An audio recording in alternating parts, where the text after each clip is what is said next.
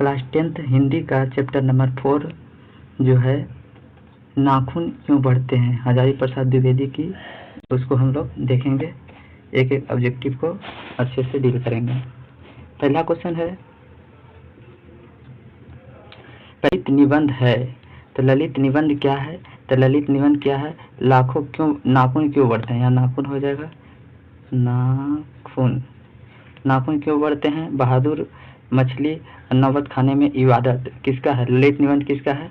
तो वो हो जाएंगे नाखून क्यों बढ़ते हैं, किसका हो जाएगा?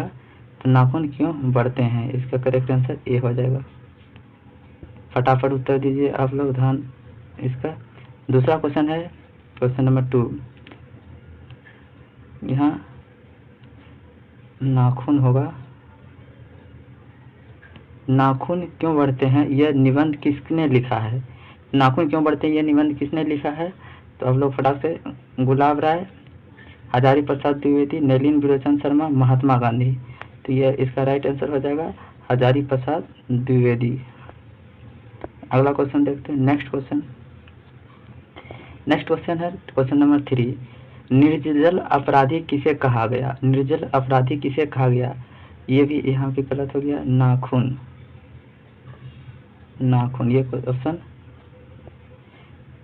ये ऑप्शन ये गलत है, यहाँ हो जाएगा नाखून। तो क्या हो जाएगा? निर्जल अपराधी किसे कहा गया? नाखून को, चोर को, डाकू को, बदमाश को। तो किसे कहा गया था निर्जल अपराधी?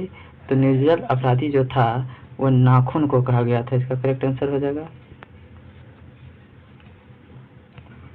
क्वेश्चन नंबर 4, आप लोग फट से उत्तर दीजिए। किस देश के लोग बड़े बड़े नख पसंद करते थे? किस देश के लोग थे जो बड़े बड़े नख को पसंद करते थे? आप लोग बताइए आंसर फट से इसका।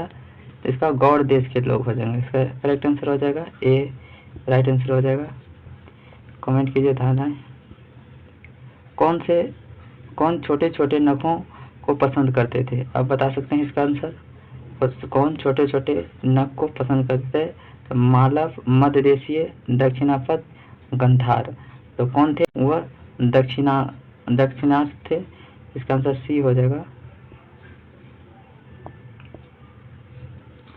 अब देखिए 6 नंबर का उत्तर दीजिए आप लोग फटाक से। हजारी प्रसाद द्विवेदी का जन्म हुआ था समस्तीपुर में, बलिया, इलाहाबाद, पटना। आप लोग उत्तर दीजिए, समस्तीपुर, बलिया, इलाहाबाद और पटना। तो इसका जो है 6 नंबर का उत्तर क्या राइट आंसर हो जाएगा? बलिया।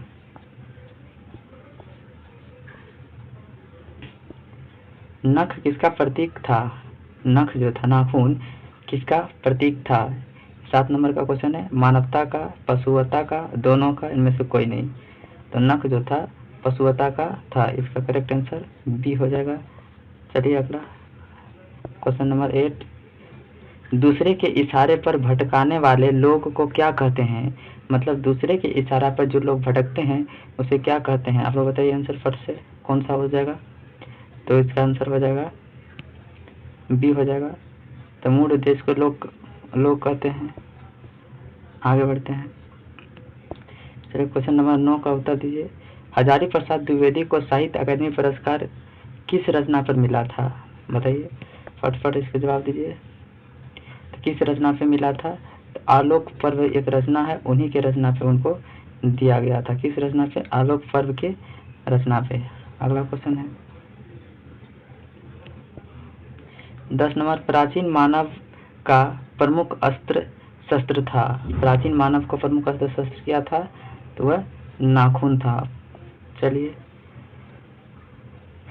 एक प्रश्न यहाँ से जरूर एग्जाम में देखने को मिलेगा। सब पुराने अच्छे नहीं होते हैं और सब नए खराब नहीं होते हैं, ऐसा किसने कहा था? ये लगा लीजिए VVI क्वेश्चन हो जाएगा, यह VVI हो जाएगा। 11 नंबर का आंसर क्या हो जाएगा? तो किसने कहा था? तो आप बताइए फट से, इसका आंसर हो जाएगा कालिदास। क्या बोला था? तो कालिदास के द्वारा बोला गया था। आर्यों के पास था, तो आर्यों के पास क्या था?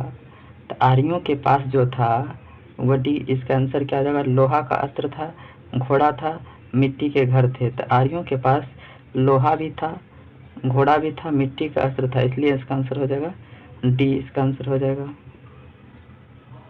चलिए, नखधर मनुष्य आज किस पर भरोसा कर रहा है? अब बताइए, नखधर मनुष्य जो थे आज किस पर भरोसा करते हैं?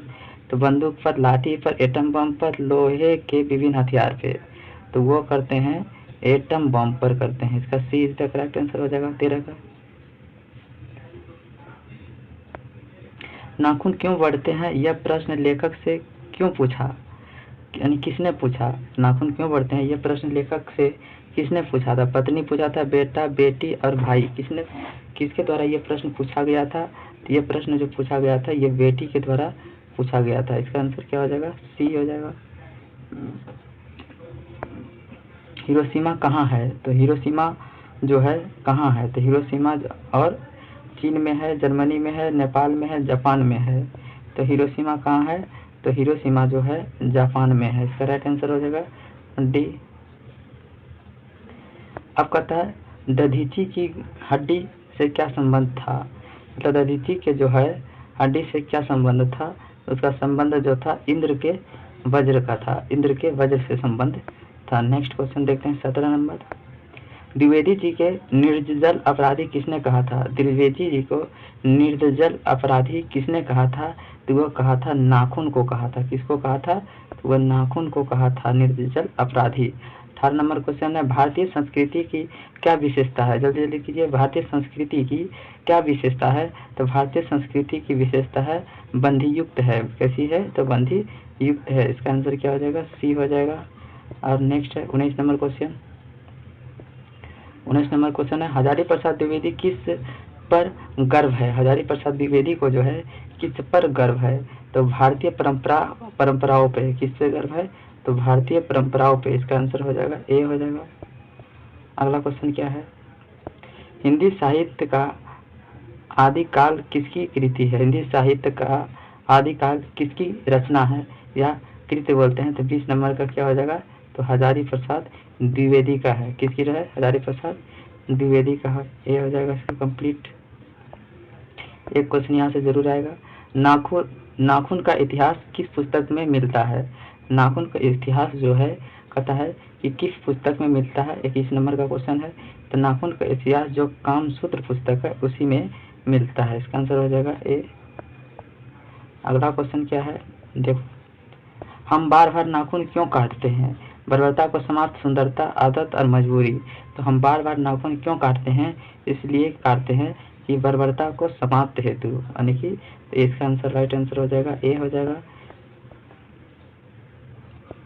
अब देखिए 23 नंबर का क्वेश्चन क्या है, अनाम दास का पोथा साहित्य की किस विद्या की रचना है?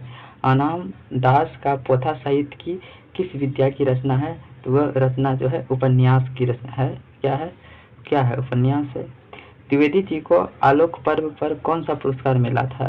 कहता है द्विवेदी जी को आलोक पर्व पर कौन सा पुरस्कार मिला था? अभी इसके पहले हो गया था कि साहित्य अकादमी पुरस्कार किस पर्व के दिया गया था? तो आलोक पर्व हुआ था, इसलिए हो जाएगा साहित्य अकादमी पुरस्कार। इसका आंसर हो जाएगा डी। नाखून को मनुष्य क्यों जरूरत और कब थी? तो वह कब जरूरत थी और क्यों थी? वो 25 नंबर को आप लोग इसको फट आंसर दे सकते हैं। जंगली जीवन में, जंगल में जब जीवन जी रहे थे उस समय नाखून की बहुत जरूरत पड़ता था। आगे है, असुरों के पास नहीं थी, असुरों के पास नहीं थी। तो जब असुर के पास क्या नहीं थी? तो लोहे का अस्त्र नहीं थे। जब ही थे ना तो लोहे का अस्त्र नहीं थे। तो डी हो जाएगा इसका आंसर।